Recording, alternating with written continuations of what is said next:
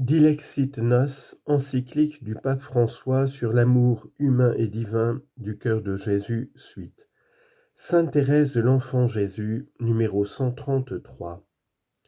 Comme saint Charles de Foucauld, sainte Thérèse de l'Enfant Jésus a respiré l'immense dévotion qui inonda la France au XIXe siècle. L'abbé Pichon, considéré comme un grand apôtre du Sacré-Cœur, était le directeur spirituel de sa famille. Une des sœurs de Thérèse prit comme nom de religion Marie du Sacré-Cœur, et le monastère dans lequel la sainte entra était voué au Sacré-Cœur. Cependant, sa dévotion prit certaines caractéristiques propres au-delà des formes dans lesquelles elle s'exprimait à l'époque. À 15 ans, elle trouva une manière de résumer sa relation avec Jésus, citation, « celui dont le cœur battait à l'unisson du mien ». 2 ans plus tard, lorsqu'on lui parla d'un cœur couronné d'épines, elle écrivit dans une lettre « Tu sais, moi, je ne vois pas le Sacré-Cœur comme tout le monde. Je pense que le cœur de mon époux est à moi seul, comme le mien est à lui seul, et je lui parle alors dans la solitude de ce délicieux cœur à cœur, en attendant de le contempler un jour face à face. » Dans une poésie, elle exprime le sens de sa dévotion, faite plus d'amitié et de confiance que de sécurité dans ses propres sacrifices. Citation. « J'ai besoin d'un cœur brûlant de tendresse, restant mon appui sans aucun retour, aimant tout en moi, même ma faiblesse, ne me quittant pas la nuit et le jour. Il me faut un Dieu prenant ma nature, devenant mon frère et pouvant souffrir. Ah, je le sais bien, toutes nos justices n'ont devant tes yeux aucune valeur. Et moi je choisis pour mon purgatoire ton amour brûlant, ô cœur de mon Dieu. »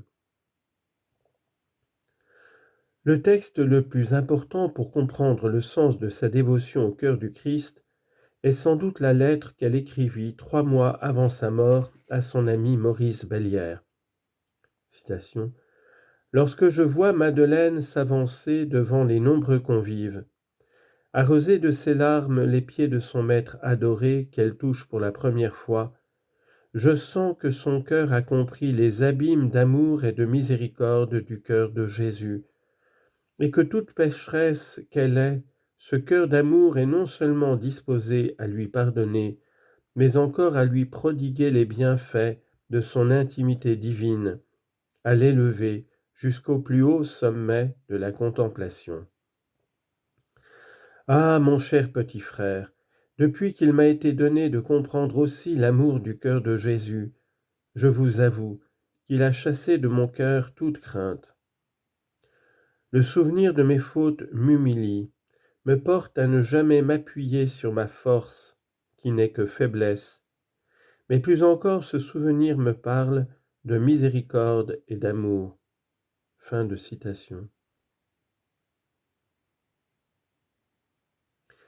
Les esprits moralisateurs qui prétendent garder le contrôle de la miséricorde et de la grâce diraient qu'elle pouvait écrire cela parce qu'elle était une sainte, mais qu'une pécheresse ne l'aurait pas pu. Ce faisant, ils privent la spiritualité de Thérèse de sa belle nouveauté qui reflète le cœur de l'Évangile. Il est malheureusement devenu courant dans certains cercles chrétiens d'essayer d'enfermer l'Esprit Saint dans un schéma qui leur permet de tout superviser. Mais ce sage docteur de l'Église les fait taire et contredit directement cette interprétation réductrice par ces mots très clairs. « Moi, si j'avais commis tous les crimes possibles, j'aurais toujours la même confiance. Je sens que toute cette multitude d'offenses serait comme une goutte d'eau jetée dans un brasier ardent. » Fin de citation. Elle répond longuement à sœur Marie qui la louait pour son amour généreux pour Dieu, amour disposé au martyr, dans une lettre qui constitue l'un des grands jalons de l'histoire de la spiritualité. Cette page devrait être lu 1000 fois pour sa profondeur, sa clarté et sa beauté. Thérèse aide sa sœur du Sacré-Cœur à ne pas centrer cette dévotion sur un aspect doloriste, certains ayant compris la réparation comme une sorte de primat des sacrifices ou des observances austères. Au contraire, elle la résume dans la confiance qui est l'offrande la plus agréable au cœur du Christ. Citation. Mes désirs du martyr ne sont rien. Ce ne sont pas eux qui me donnent la confiance illimitée que je sens en mon cœur. Ce sont, à vrai dire, les richesses spirituelles qui rendent injuste lorsqu'on s'y repose avec complaisance et que l'on croit qu'ils sont quelque chose de grand. Ce qui lui plaît, c'est de me voir aimer ma petitesse et ma pauvreté. C'est l'espérance aveugle que j'ai en sa miséricorde. Voilà mon seul trésor. Si vous désirez sentir de la joie, avoir de l'attrait pour la souffrance, c'est votre consolation que vous cherchez. Comprenez que pour aimer Jésus, être sa victime d'amour, plus on est faible, sans désir, ni vertu, plus on est propre aux opérations de cet amour consumant et transformant. Oh, que je voudrais pouvoir vous faire comprendre ce que je sens. C'est la confiance et rien que la confiance qui doit nous conduire à l'amour. Fin de citation. Il est possible de voir dans nombre de ces textes sa lutte contre des formes de spiritualité trop centrées sur l'effort humain, sur le mérite propre, sur l'offrande de sacrifice, sur certaines observances pour, entre guillemets, gagner le ciel. Pour elle, citation, le mérite ne consiste pas à faire ni à donner beaucoup, mais plutôt à recevoir. Relisons quelques textes très significatifs où elle insiste sur cette voie qui est un moyen simple et rapide de gagner le Seigneur par le cœur. Elle écrit à sa sœur Léonie, « Je t'assure que le bon Dieu est bien meilleur que tu le crois. Il se contente d'un regard, d'un soupir d'amour. Pour moi, je trouve la perfection bien facile à pratiquer parce que j'ai compris qu'il n'y a qu'à prendre Jésus par le cœur. Regarde un petit enfant qui vient de fâcher sa mère. S'il vient lui tendre ses petits bras en souriant et disant « Embrasse-moi, je ne recommencerai plus », est-ce que sa mère pourra ne pas le presser contre son cœur avec tendresse et oublier ses malices enfantines ? Cependant, elle sait bien que son cher petit recommencera à la prochaine occasion. Mais cela ne fait rien, s'il la prend encore par le cœur, jamais il ne sera puni.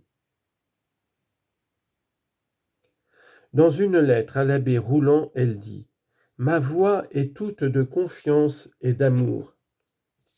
Je ne comprends pas les âmes qui ont peur d'un si tendre ami.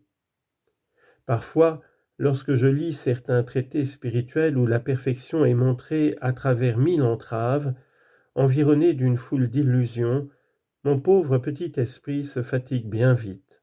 Je ferme le savant livre qui me casse la tête et me dessèche le cœur, et je prends l'écriture sainte.